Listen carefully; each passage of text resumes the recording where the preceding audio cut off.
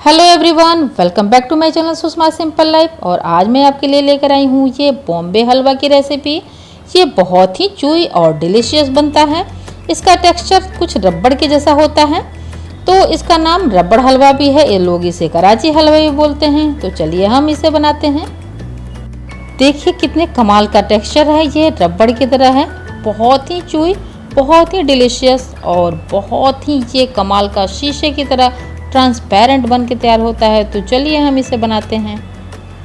तो चलिए देख लेते हैं कि इसके लिए क्या क्या चीज़ें चाहिए होंगी। इसके लिए जो भी इम्पोर्टेंट इंग्रेडिएंट है वो एकदम पास में रख लें।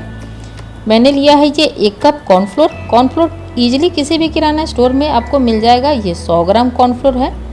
ये 100 ग्राम और 200 ग्राम के डब्बे में आता है, तो आप किसी किराना स्टोर से इसे ले सकते हैं। और इसी कप से मैं लूँगी 2 कप पानी।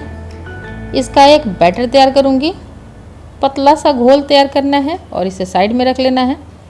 आप अपने हाथ के पहुँच के नज़दीक ही रखें सभी चीज़ें, क्योंकि आप जब बॉम्बे हलवा बना रहे होते हैं उस बीच में छोड़कर आपको मिनट या सेकंड के लिए भी नहीं हटना है, बिल्कुल नहीं हटना है। तो सारी चीज़ें आपके पहुँच के नज़दीक होनी चाहिए। ये कॉर्नफ्लोर की टेंडेंसी होती है कि पहले हमें लगता है कि ये मेल्ट होगा ही नहीं, फिर उसके बाद अच्छी तरह से घुल के तैयार हो जाता है। और मैं ये दूसरा कप भी पानी डाल देती हूँ। 2 कप पानी चला गया और इसे साइड में रखती हूँ मैं। उसके बाद मैं दिखाती हूँ कि और क्या चीज़ें चाहिए।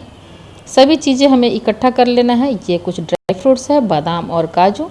इसे मैंने लंबे लंबे पीसेज में कट कर लिया है। और ये मेलन सीड है, आप कोई सा भी ले सकते हैं, खरबूजे का या तरबूजे का। उसके बाद मैंने लिया है ये टाटरी। ये टाटरी किसी भी किराना स्टोर में मिलेगा आपको, बहुत ही ईजिली। नींबू का सत बोलते हैं।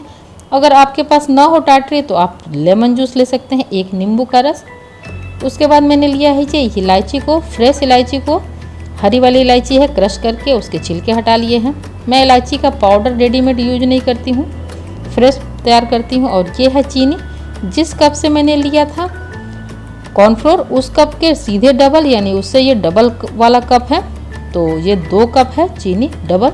और ये है देसी घी, 4 बड़े चम्मच देसी घी है। तो चलिए हम आगे का प्रोसेस करते हैं। इसे बनाने से पहले ड्राई फ्रूट्स को रोस्ट कर लूँगी। ये मेलन सीड और जो मैंने काजू और बादाम लिए थे उसे ड्राई रोस्ट कर ले। हल्के हल्के से ये चटकने लगे, फिर इसे निकाल लेना है। इसे ड्राई रोस्ट करने के बाद इसका जो फ्लेवर होता है वो और अच्छी तरह से इन्हेंस होता है, और जो हमारी मिठाई बनेगी वो ज़्यादा टेस्टी बनेगी। तो इसे रोस्ट कर ली हूँ और फिर इसी पैन में ले रही हूँ ये 1 कप चीनी।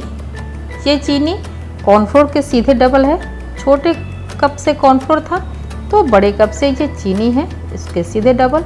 और पौना कप पानी, यानी कि चीनी अगर 200 ग्राम है तो 150 ml पानी।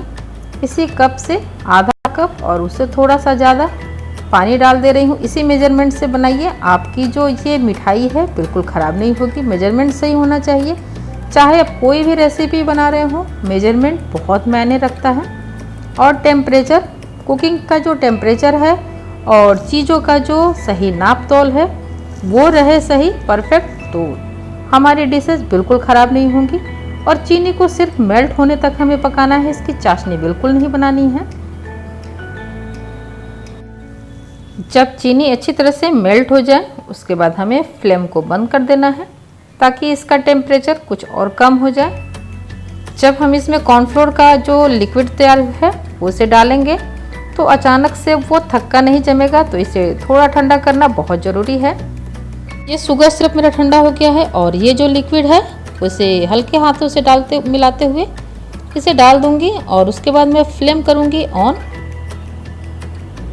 तो फ्लेम ऑन, और इसे लो टू मीडियम फ्लेम पे पकाना है। अभी तो फ़िलहाल फ्लेम लो रहेगा, क्योंकि आप जितना ही चाहते हैं कि ये ट्रांसपेरेंट बने उतना ही फ्लेम लो रखना होगा। बॉम्बे हलवा बनाते हुए थोड़ी सी पेशेंस रखनी होगी, क्योंकि इसको अगर हम हाई फ्लेम पे पकाएंगे तो बहुत जल्दी थक्के जम जाएंगे। और जो ट्रांसपेरेंट जो शीशे की तरह होता है वो टेक्सचर इसमें बिल्कुल नहीं आएगा। तो आप इसे जितना ही चूई बनाना चाहते हैं उतना टाइम देना होगा। इसे हल्के हाथों से मिलाते रहे, कंटिन्यूअस चलाना पड़ता है, इसे बिल्कुल छोड़ के नहीं हटना है। तो ये लिक्विड गाढ़ी होनी शुरू हो गई है, हमें कंटिन्यू चलाना है और लो फ्लेम, ये दोनों चीज़ें हमेशा ध्यान में रखना होगा, नहीं तो हलवा ख़राब हो जाएगा, इसमें लम्स आ जाएगा। और कंटिन्यू चलाना बहुत ज़रूरी है, इसमें कंटिन्यू चलाना और टेम्परेचर मेंटेन करना, दो बातों का हमेशा ख्याल रखना होगा। तो देखिए हमारी कंसिस्टेंसी जितना चाहिए उस तरह के तैयार है। इस स्टेज पे मैं डालूंगी इसमें ये 1 बड़े चम्मच देसी घी। ये घी जो है 4 बड़े चम्मच, इसे 3 से 4 बार में डालूंगी मैं। एक बार में घी अच्छी तरह से डिजॉल्व हो जाए, फिर दूसरी बार, फिर तीसरी बार, इसी तरह से बहुत अच्छी तरह से मिलाते हुए अच्छी तरह से अब्जॉर्ब कर ले घी, फिर दूसरी बार डालूंगी मैं।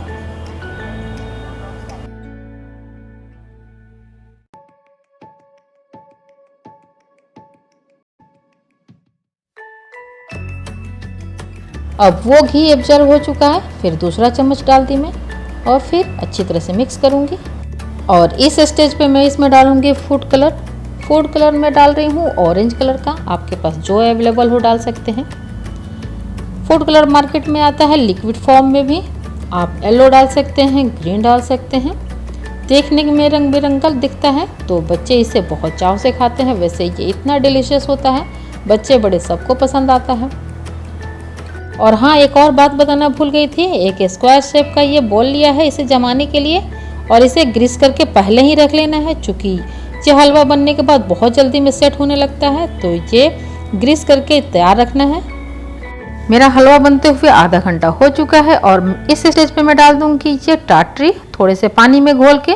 टाटरी या नींबू का रस आप डायरेक्ट जो चीनी की चाशनी बनी है उसमें भी डाल सकते हैं, और जो इलायची पाउडर था उसे डाल दी।